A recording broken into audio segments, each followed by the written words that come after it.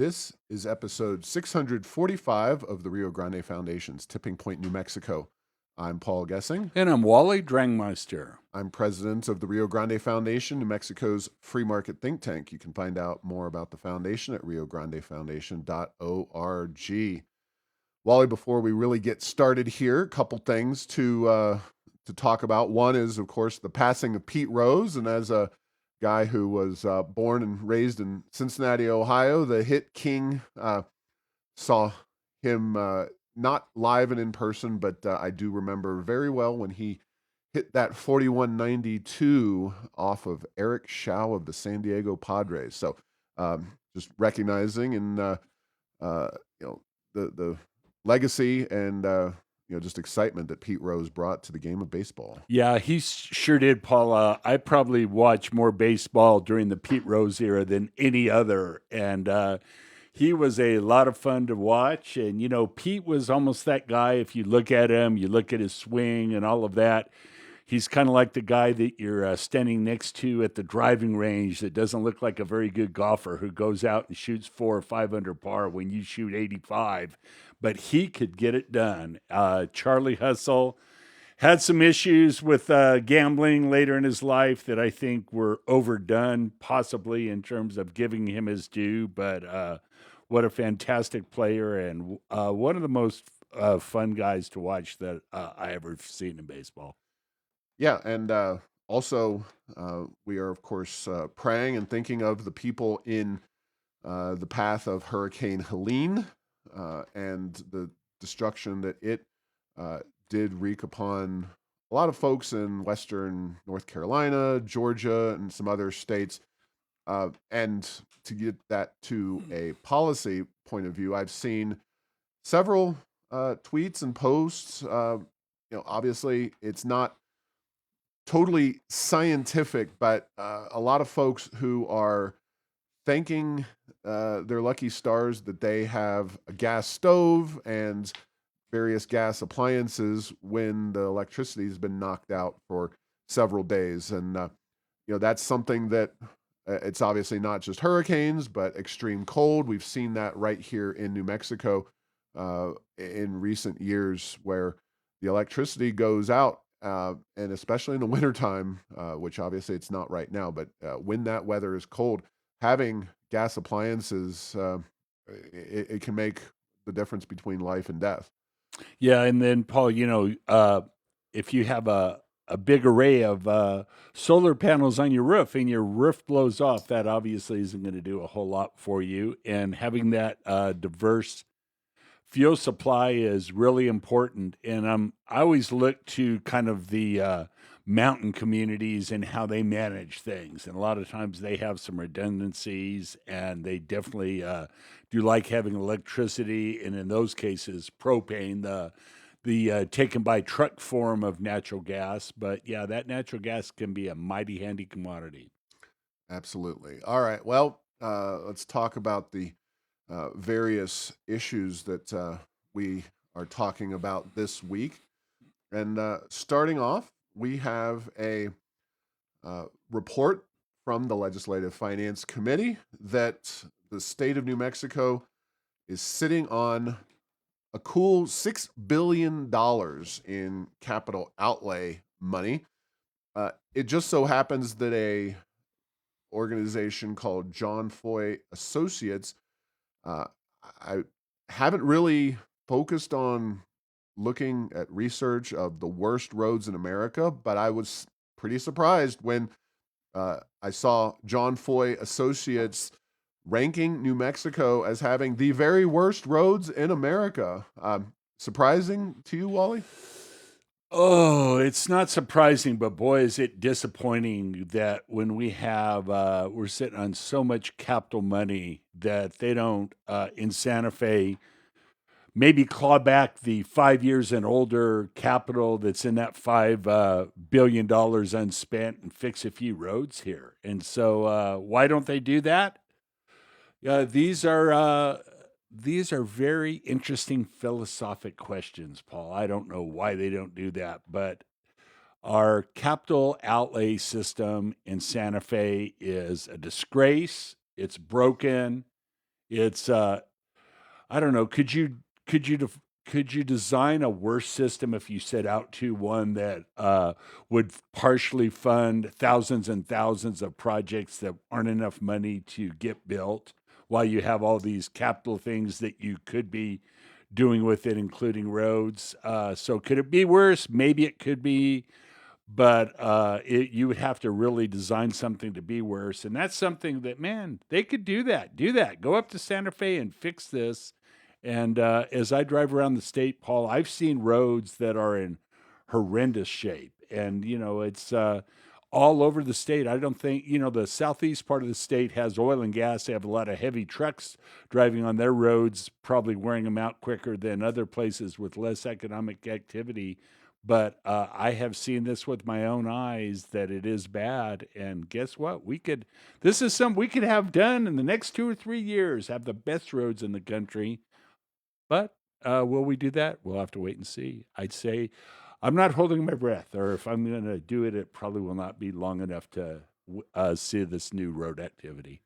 Yeah, just to be clear, that 6 billion is just the capital outlay component of the money the state of New Mexico is sitting on. We've, of course, and it's probably rivaling these days, if not exceeding the level of complaining we often exert on the gross receipts tax and its numerous flaws and foibles. That's $54.7 billion in other sovereign wealth funds that the state of New Mexico is sitting on, not including that 6 billion in capital outlay. And you decry the capital outlay process or lack of a process. And it's a ripe opportunity for New Mexico to do better. We need basic prioritization. Of course, we could also do without some of the regulations, some of the permitting and the management issues, the Davis-Bacon laws, et cetera, that make New Mexico's construction costs very high for those public works projects. But the report from John Foy Associates, like I said, New Mexico, worst in the nation roads. Louisiana, Mississippi, California, Arizona, Colorado, South Carolina, Rhode Island, Oklahoma, Arkansas are the other top 10. Rural rough roads. Say that 6 times fast. That is poor and very poor, 15.1%. Urban roads, rough and poor, 22.78%. So a problem that is, maybe worse in the cities than outlying areas. However, we do have the financial resources and availability to do something. It's just not the priority of this particular administration, that is Michelle Lujan Grisham. So when they come, and I fully expect them to come and talk about a gas tax increase, I do think that electric vehicles should pay a fee of some kind to the road fund. But while we do have a relatively low gas tax in New Mexico, with $6 billion in unspent capital outlay, those dollars should be increasingly dedicated to improving the road quality and getting more roads in certain cases built. But definitely shoring up our roads in New Mexico should be a top priority. Yeah, and then the default way to finance road construction and maintenance is through the gas tax, but there's nothing preventing allocation of additional capital if things get behind like they are right now. And as you said, yeah, so instead of solving the problem, they'll just raise the tax and not really take care of it. But there's all this talk of infrastructure, infrastructure, infrastructure, but the most basic infrastructure that we have, probably other than our electricity and natural gas and gasoline supply systems in our country, are our roads. So those are that it doesn't get much higher than that, and just throw along phones and internet, and we'll have pretty much taken care of all of it. But roads are important, and th- you know, again, something that can do a lot is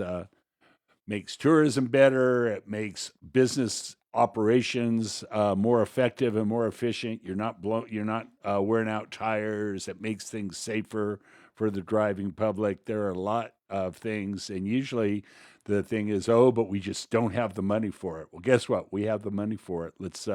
That might be something that we should look at very strongly. Yeah. Where are we using money? At least some of our money. Well, Governor Lujan Grisham very much likes to pour our tax dollars into so-called renewable energy projects, whether that's a subsidy situation, whether it's EVs, or in this case, Maxeon Solar, the big Singaporean solar company that's supposed to create a manufacturing facility in Mesa del Sol, south of Albuquerque. Well, on the newswire just yesterday, we've talked about Maxeon and their plummeting stock price. Well, according to this article, NASDAQ, the stock exchange that Maxeon is traded on, has been notified of its approval to do what's called a reverse stock split. We briefly talked about such a thing when Virgin Galactic did a reverse stock split a few months ago. Not a good look for the companies that New Mexico has decided to put its tax dollars behind, considering that two of those companies you could put the New Mexico portfolio. I would short sell, not invest in these companies, but Maxeon, which has already seen its stock price drop over 99%, will be allowed to take some number of shares. Could be if you have 10 shares, well, after that reverse split, you will have 5 or 3 or 2 or 1 share, or it could be some other multiple. But basically, it is a way for struggling businesses. You do not want, just you can count this as investment advice. You do not want your company's stock to do a reverse split. It's a very bad thing for your money, and it's not good it's an indicator that the business is not doing well financially. So Yeah. So, and let's just look at the other side. A stock split is when over time the price of a stock gets so expensive that it's hard for people to afford one share. And right. so stocks that get up there 5, 10, 15, $20,000 a share, they'll go ahead and do, a 5 or a 10 or a 20 for one. So it'll knock the price down. Now your ownership percentage doesn't change. In this case, Maxeon now at just over 9 cents a share. If they're not trading in single whole dollars, it's tough to be listed on the major stock exchanges. So they need kind of a reverse 10 for one just to get, well, actually 10 for one wouldn't get them to a whole dollar per share. They need a 20, 30, or 50. It's Yeah. going to be interesting to see what that is. And then, but your point is that is not a good look. That's like having put your life savings on a boxer and you go to see him and he's in the hospital on life support and you don't think he's probably going to win his bout. And so not to or you go to the horse races, except the horse you're betting on is already at the glue factory. Doing the backstroke, as we like to say in the horse business. So yeah, good point. So Maxeon's not doing well. And it'll be interesting. And just so you know, in and of itself, all that reverse split does is get you in a position where maybe you can be on the stock exchange a little longer. It doesn't do anything else other than that. And if your business is failing, it's going to maybe, it won't do anything in the underlying fundamentals to slow that process down. Exactly. All right. Well, enough poking fun at the failed. I mean, it is humorous, but it's also an indicator of our governor is focused exclusively on ideology, not on, not that we want politicians to be focused on using our tax dollars to so-called invest in specific businesses or industries. We ultimately want the free market and New Mexico to be such an attractive state due to the wealth of oil and gas that we have and the taxes that could be reduced and eliminated with those dollars. And the gross receipts tax could easily be reformed. We could also eliminate our personal income tax. And those are just, those are just the buy-in. Those are starting points to get New Mexico moving in a positive direction. Of course, addressing some of those infrastructure issues would also be helpful, addressing crime, a better education system. We've got a lot of work to do, but pouring money into failing solar companies is not going to get you to the economic promised land. It may get her to the Kamala Harris administration if there is one, but it's not going to do much for the land of enchantment. Now, on a little bit more positive news, the Rio Grande Foundation and education systems, if you will, school districts across the state of New Mexico got a win just recently when the public education department handed down new regulations relating to school lunches throughout New Mexico. Now, folks who listen to the show regularly may recall that we talked about the amount of preparation and kitchens that was going to be have to be done at the school sites, composting of school waste, of school lunch waste, and other expenses that were going to be foisted on local districts that were going to be either somewhat unreasonable or completely unreasonable and possibly dangerous, like the composting issue. Well, PED did come down with regulations, and here's a brief summary of them. 50% of weekly required meals, with the exception of milk, being freshly prepared. Students in grades K to 5 must have 20 minutes to eat. Unused food will be donated to students, food banks, or other nonprofit and charitable organizations. And there will be an emphasis on purchasing unprocessed and minimally processed food items in school lunches. Now, with the danger of going too far out on a limb, they took something that was extremely expensive and unhelpful to anything, the original regulations, and made them, I think, eminently reasonable and, dare I say, even positive. I know. Positive. Can you believe it, Wally? Let me put both my hands on my on the sides of my chair. Yeah, Paul, I am with you. I read through that. It's like, oh, that makes sense. That makes sense. That makes sense. Common sense.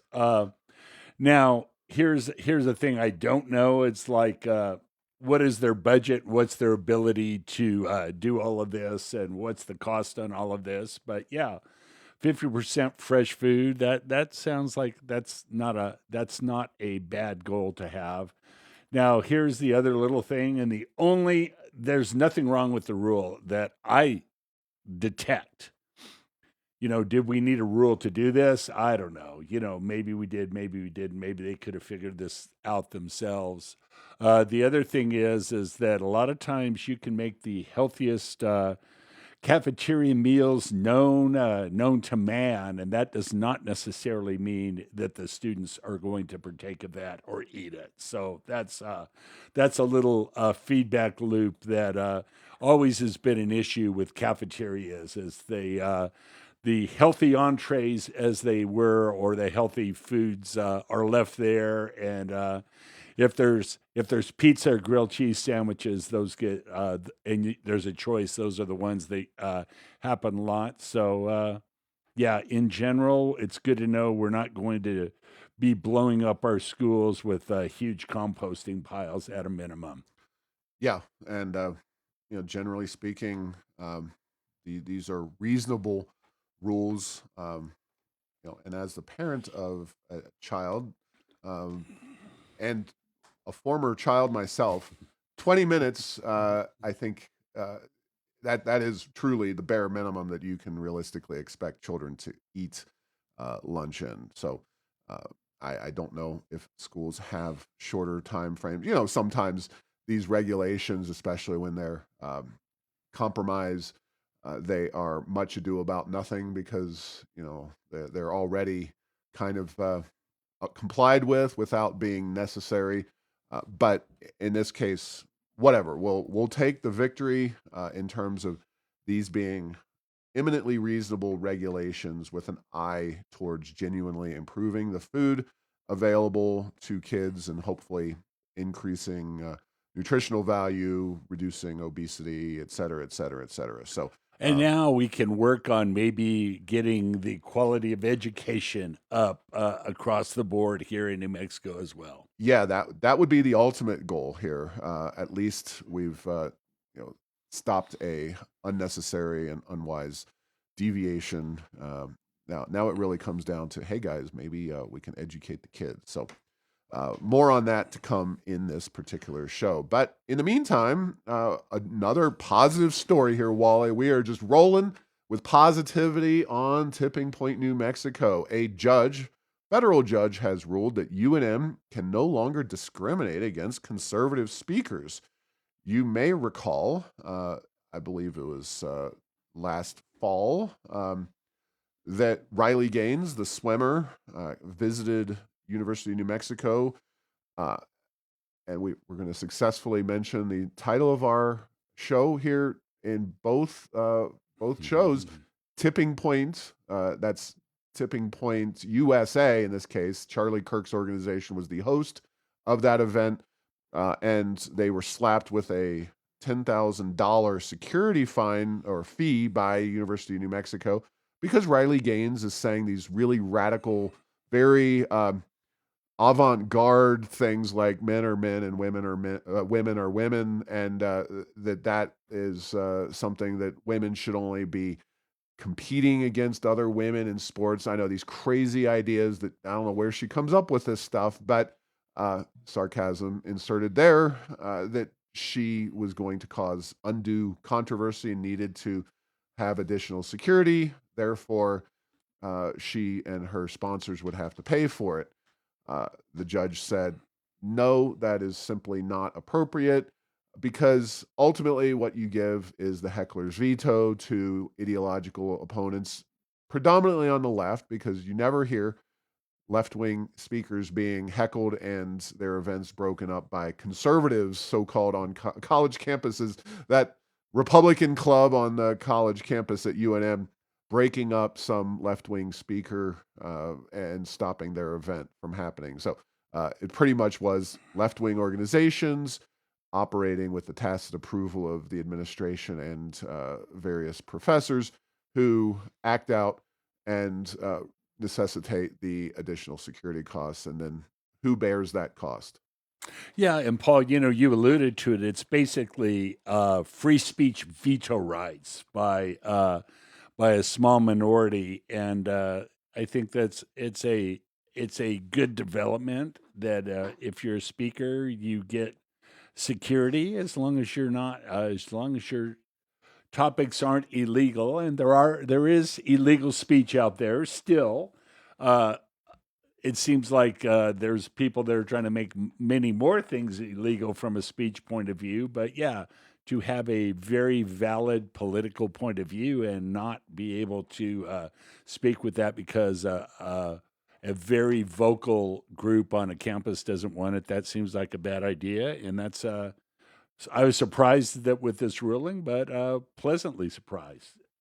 Yeah, it's a good thing for sure for free speech and this idea that we are supposed to have a robust discussion, robust disagreement and public opinion, etc. If you can't have those conversations on college campuses, it's just unfortunate, and it's not the way our country or higher education system are supposed to work. Moving on, our governor, Michelle Lujan Grisham, has been traveling yet again to Mexico.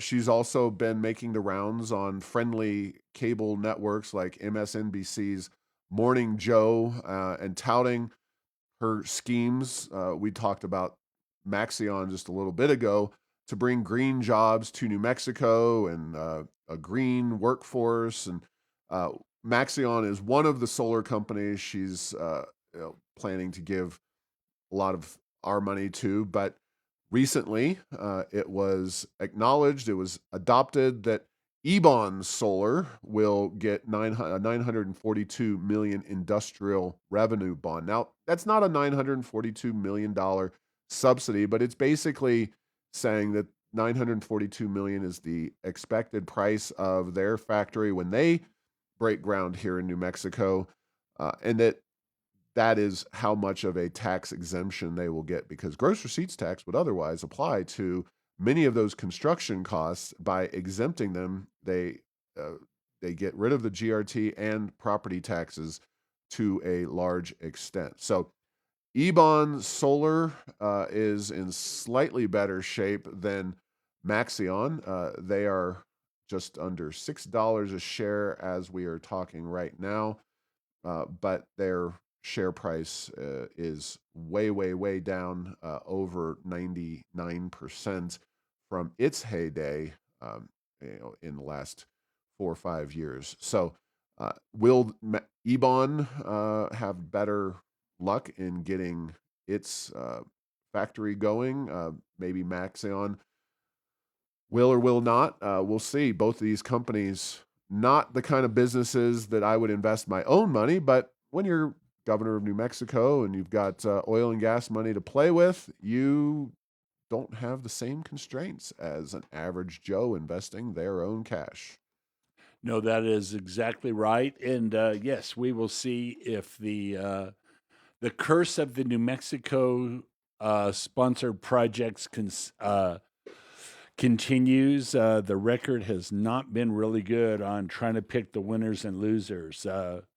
It's actually been very good. We've tried to pick winners. The just winners have been few and far between. Well, I know this is you've thrown a good idea at me, Wally. Yeah, I was thinking the New Mexico hedge fund, where everything New Yeah. Mexico invests in, you do put options, and you don't want them Yeah. covered. And we don't need to get into that, so we're not going to go blind on this. But yeah, could that be a counter investment strategy? Boy, that's like nowadays everything's done with bots and stuff on the internet. So you could even do a twofer. You could do puts on, basically not a short sell, but kind of like a short sell on the New Mexico portfolio, which at this date would really be Maxeon, Ebon, and Virgin Galactic. Yes. And then you could do a buy strategy on the Pelosi side of things with which is her success rate is far better. Yeah. So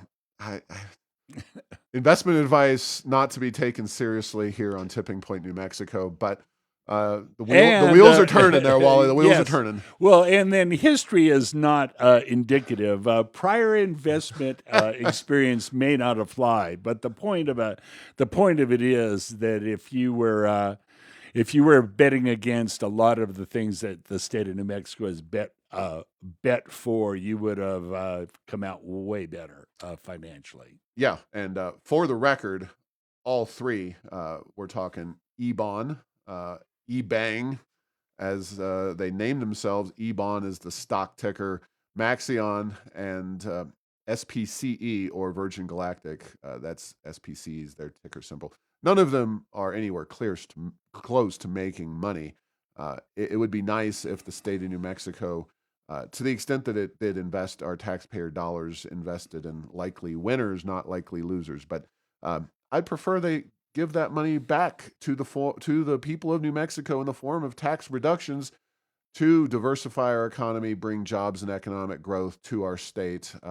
But until the people vote and demand that, and we're going to see an election here. We're just a little over a month away from Election Day. If the people of New Mexico want to see a different approach, they have the power in their hands and their fingertips. Just got to do it. All right. Well, speaking of investments that don't pan out very well, there's New Mexico's education system. And the Santa Fe New Mexican, has an article on preliminary state testing data. Now, I want to talk about the testing data in a minute, but we'll just start with the article. These are quotes from the Santa Fe New Mexican. Let's see. The article is something about, let's see, preliminary state school data shows little change in performance. That article came out on September 20th, so just a few days ago. It starts this way: student achievement data from the past school year is out, and it's more of the same. Reading proficiency for students in New Mexico public schools is stagnant at 38%. Math proficiency is down 2 percentage points to 22%, according to test data from the end of the 23-24 school year. Now, of course, by investment, I'm referring to the amount of money that we are spending on our education system, which on a per pupil basis has grown even faster than it has in a dollar sense of the word, because kids have been fleeing New Mexico, fleeing the public schools, and going to homeschool or other schooling options. So per pupil, as we see at APS, for example, the financial, you know, investment is very, very heavy on a per student basis. But before I hand it over to you, Wally, I'll just say that we really closely look at the NAEP, the National Assessment of Educational Progress. Those results last came out in October of 22, and they were devastating, especially in New Mexico, but for kids across the country due to the COVID pandemic. However, these results are every time you administer this test in its current format, you get a little more validation because, unfortunately, this governor came in. She changed what Susana Martinez had been doing. Presumably, especially if it's a Republican, there may be another change in the test, although I'd be very cautious about that. A Republican might look a little more carefully at whether they need to change the test. But ideally, you have a test that is meaningful over time. And this test is getting to the point after 6 years of Michelle Lujan Grisham in office that it is a meaningful test. And it is all the more meaningful because it's reflecting what I believe is really happening out there, which is that the education system is at a very, very low level, 52nd in the NAEP, and stagnant at that level, unfortunately. So there you go. Well, Paul, you know, coming out of COVID, there was some discussion about what are we going to do to get our education back up because things happened out of COVID. And that died off very quickly in New Mexico. I have not heard any discussion of that. And, you know, this is an issue that just seems to me to be largely ignored in New Mexico. It's like, yes, we know our scores are low and that we can't ignore that now. But you know what's being done to change that, and then when you just see around the edges what's going on, some things that actually could improve learning, things like actually attendance. We see data on attendance. Attendance is down, so people not going to school, that is what is rising. So you know. If we don't change anything, we're likely not going to get any better, and I have to believe that in my heart of hearts, there are some changes that are being attempted somewhere in school districts out there, but you're sure not hearing about them. And if there are changes that are being implemented, it's definitely too early to see positive results by that. Or maybe that isn't the case, that just we're going to remain calm, all is well. Just keep doing what we're doing, and maybe sooner or later, certain states will drop out of the NAEP score, so maybe our numbers will rise just because there won't be all 50 states in that. I don't know what the plan is, but no one even talks about that, about this that I hear. And believe me, Paul, I look probably at media reports more than I probably should, and this is kind of crickets out there in New Mexico. Yeah, totally agree. Notably, and this is included at the Heirs of Enchantment post, in which I discussed the Santa Fe, New Mexican, and the overall situation uh, in education in New Mexico. There are some good data showing that educational choice does have positive impacts on education outcomes. Uh, I point to a report of 187 studies on the impact of education choice, and the results, I believe 84% of them found positive outcomes from uh, school choice. 29 states currently have either an ESA, education savings account, or uh, tax credits, or some other education choice tool. New Mexico is not one of them. And while there are other options available, including Mississippi and its focus on early childhood reading and accountability in that area, New Mexico has not picked a path of reform, whether it's choice or accountability. We explicitly rejected the Mississippi model, we, as in the legislature, during the Susana Martinez administration, and school choice has never really gotten any traction because the unions control New Mexico's education system. School choice puts power and money in the control of the parents. Uh, Control by the parents, minimizes the role of the unions, and it is a direct threat to them and their own interests. So we are again stuck with saying things like, go vote, make sure you know who you're voting for, and hopefully have a understanding of their position on educational choice and education reform. You can find out due to a brief survey that we put together, OAKNM. That is our education reform platform and project headed up by Rebecca Dow.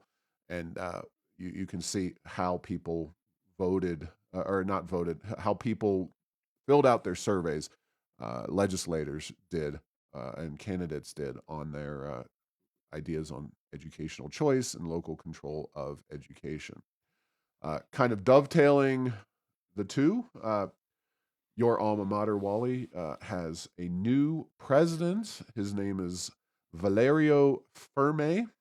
This is from September 19th, the NMSU newsroom. All I know is that based on the name, I guess he probably checks some of the boxes in terms of the Hispanic surname, I presume, that the governor so direly wished to have. So the Board of Regents did choose somebody, presumably with that in mind, and then had a individual who is from the University of Cincinnati. So somebody from who's at least experienced in that particular city.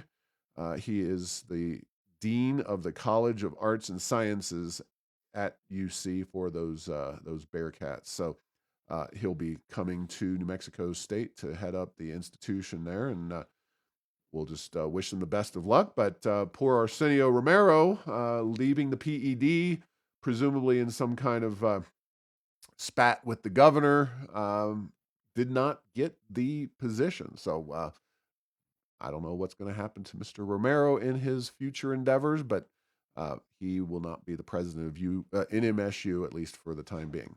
Yes, I think he was almost certain he was going to get it, or he probably wouldn't have left his job, but he did not. And yes, we wish the new president at NMSU well. We will see how all that goes. To say that there's struggles at colleges and universities. Interestingly, in New Mexico, we have a lot of money, and again, that doesn't always translate into things going well at colleges and universities. But strategically, colleges and universities are struggling for relevance to justify the time and money that it takes to get these educations in terms of whether they're actually even beneficial or not. And that's the side I wish him well, because New Mexico State does actually have grants degrees and things that I think can help people in their lives. So, yeah. So best of luck to new president Valerio Ferme, and and I think that may be Italian, just so you know. Oh, see, they I don't put these things in the articles. I know, it's unfortunate. We shouldn't have to even have this conversation. It shouldn't matter. It should doesn't not matter. It shouldn't matter. But as you said, that I looked it up on our friend Google, and I think Google said that it may be Italian. Oh man, well, we'll just leave that there, We'll and leave- it's always fascinating to have to delve into those kinds of things that really should not be a part of the equation. Regardless, I hope that he has a successful tenure at New Mexico State University. I do consider this is not me kissing up to you, Wally, but outside of New Mexico Tech, I consider New Mexico State to be a relative bright spot in New Mexico's unfortunately bloated higher education system. My respect for the university did take a tumble during COVID, and some of the insane rules that they and numerous other colleges across the country imposed on their students in the way of vaccine and mask mandates. But what can we expect from these institutes of higher learning that are supposed to be experts on all these things? Yes, and as long as the new president of New Mexico State doesn't get rid of Pistol Pete or change the Aggie fight song lyrics, he will at least done the bare minimum to be considered a success. So Wally's big checks will continue to show up there as an alumni. Exactly. All right. Thanks for listening to this week's episode. Find all episodes at tippingpointnm.com or at the Rio Grande Foundation's YouTube channel. Subscribe to the show at Apple, Stitcher, or tell Google Home to play Tipping Point New Mexico. Thanks to Path 3 Marketing for producing this show.